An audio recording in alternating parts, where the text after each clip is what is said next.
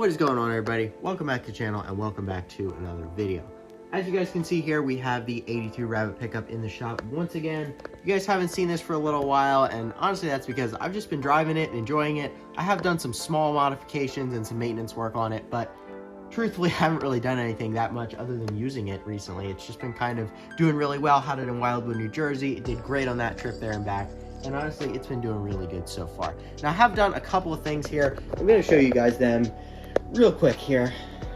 Obviously this is not the point of this video, but nonetheless did end up putting in a new dash here, so obviously it's still got some cracks, but shout out Chris for the dash, because this dash is not all bowed and bent like my old one is and actually can mount, so that's super nice and it actually looks decent. And this is something you guys never saw, but when I was driving it looked really stupid. Now I also have an early knee bar in here. Now this is a really great place to store your phone or to put your sunglasses or anything else, and honestly in my opinion it really just ties together this whole entire interior overall, so that's really cool. And also went ahead and got this early center console that I picked up at Mark 1 Madness, and that's also nice for storage because it's always nice to have plenty of storage, and in a Mark 1 sometimes that can be at a premium.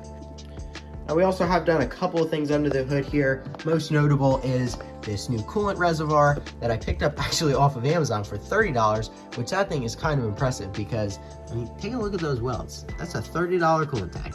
So I'll throw a picture up in there of that, listing description if you guys want to pick one of those up, because I think that's really cool and it's really well crafted. Now obviously we've also, as you guys can see, have a plate here because my fuel filter is behind there. Used to have the fuel filter right here, and the exhaust and turbo manifold stuff is right down there, and that gets really hot. I want to get fuel as far away from heat as I can, so we've got this tied up on the firewall, and now all the heat shrink and everything's on there, so that's kind of a little bit more safe, and it honestly also looks a lot cleaner. Also cleaned up this lines here and pretty much have finished up how I want this engine bay to look. We also went ahead and deleted the heater box since there was nothing hooked up to that anyway. It wasn't really doing much good. Outside of those things that I just showed you guys, haven't really done much with this thing other than really using it. I've had a lot of other projects going on. I've been really busy, and this thing has just been kind of getting driven and used and hasn't really been the main focus of projects as of recently. However, today I'm here to talk to you guys about the new interface that I picked up for this thing. Now this is a gauge interface, and it was something that I didn't really have for this thing. I was reading gauges off my phone. I have an app that I plug into my OBD2 port that I read all sorts of stuff off of, and it was really nice. However, it was hooked to my phone, so it's kind of annoying sometimes, and I know this issue can tend to plague swaps on occasion. Maybe you didn't get a chance to hook your gauges up yet, maybe you don't want to hook your gauges up, you don't want to run a cluster, whatever the case may be. This thing has kind of been a really cool product, and it is called an OBD2 UltraGauge. So in here, you guys may have noticed it, but I'll go in here and show you guys what it looks like. So it's not a very big gauge at all, obviously.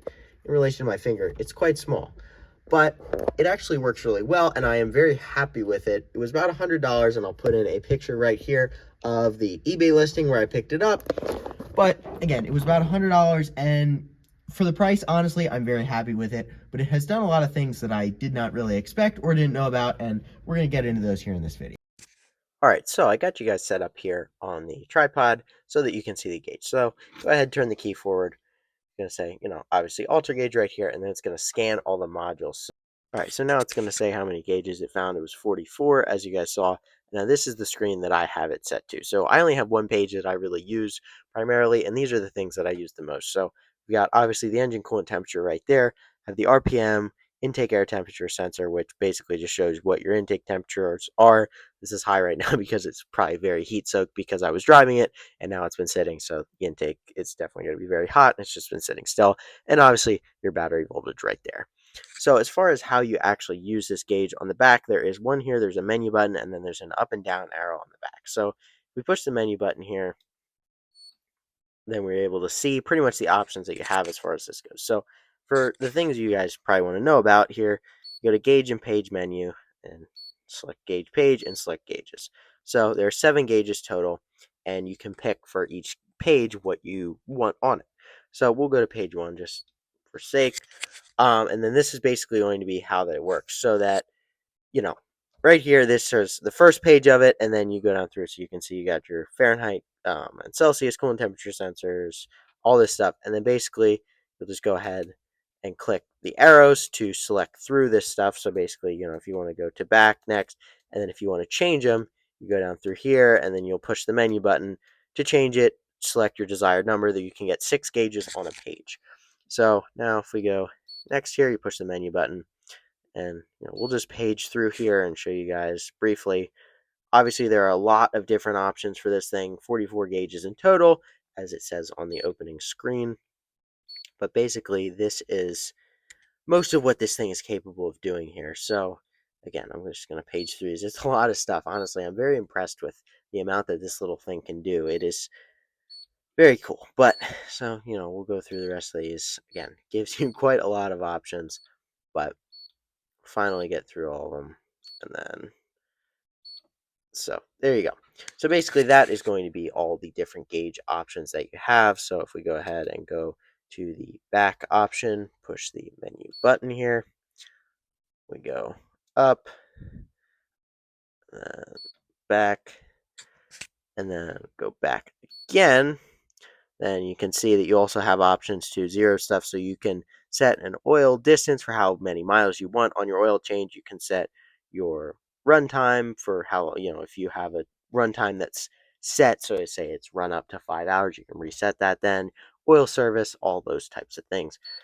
Go back again. You can see here, these are all the other things. Now there is also some other things this thing can do. Now there's fuel things. Obviously, I don't have this tapped into my fuel, so it doesn't know. And this thing doesn't know a lot of things. So because this is a swap vehicle, and because this is a swap vehicle that is done as bare bones as possible, it doesn't have that much that it knows about. But you have the option here, which is the alarms, which I think is kind of cool. It's very annoying sometimes if you have a problem that you know about and you don't care, but it would be nice because it will alert you about trouble codes, or fault codes, which is another thing that this thing can do that is really cool. So these are obviously all the alarm options. You can set them to what you want them to alarm you about, but basically it's just kind of a nice thing to know what's going on with your vehicle.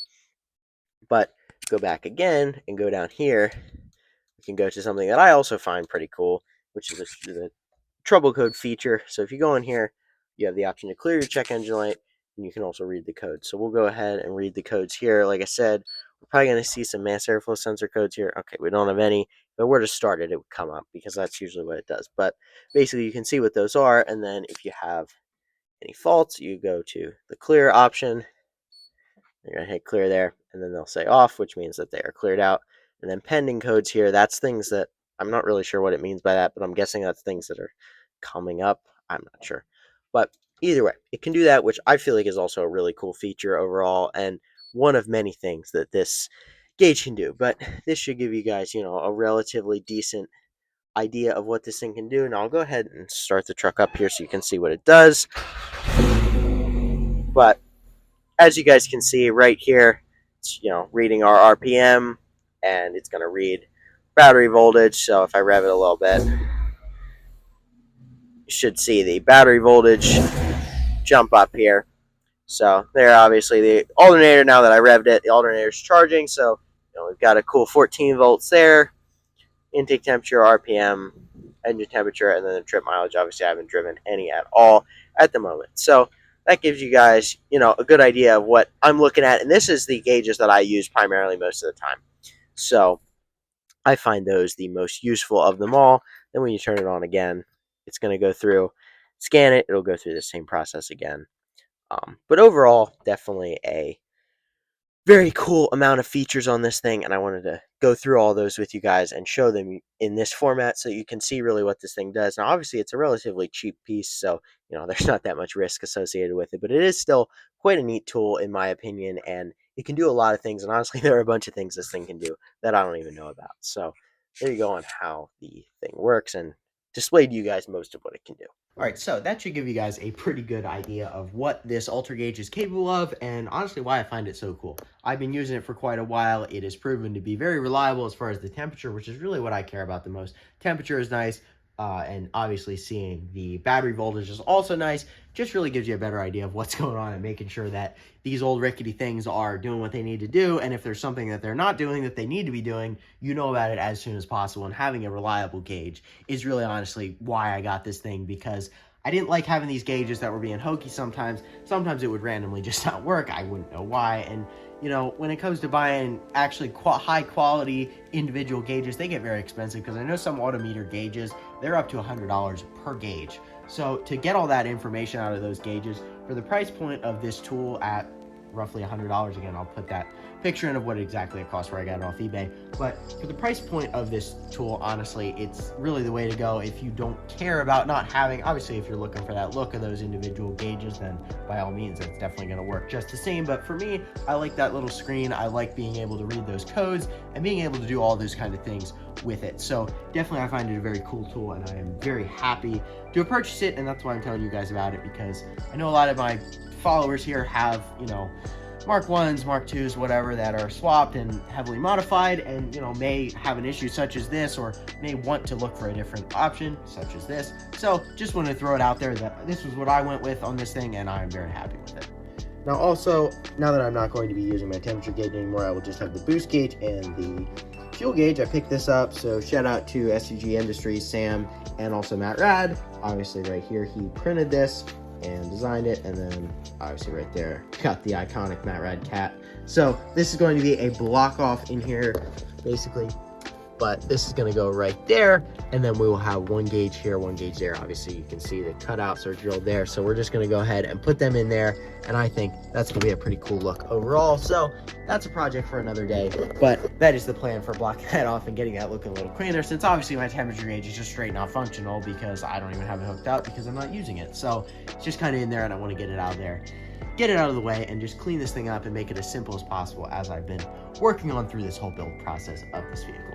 But either way, that's going to be a wrap on this video. I hope you guys enjoyed and maybe learned something about something that may solve a problem that you guys were having, or something that you were looking for. Again, this thing was really great for me and for this specific project, and for this resto mod, as you can call it, because honestly, I'm just looking for functionality and ease of usage, and this thing is telling me what I need to know about this thing, and honestly, I really liked it, so that's why I wanted to share it with you guys.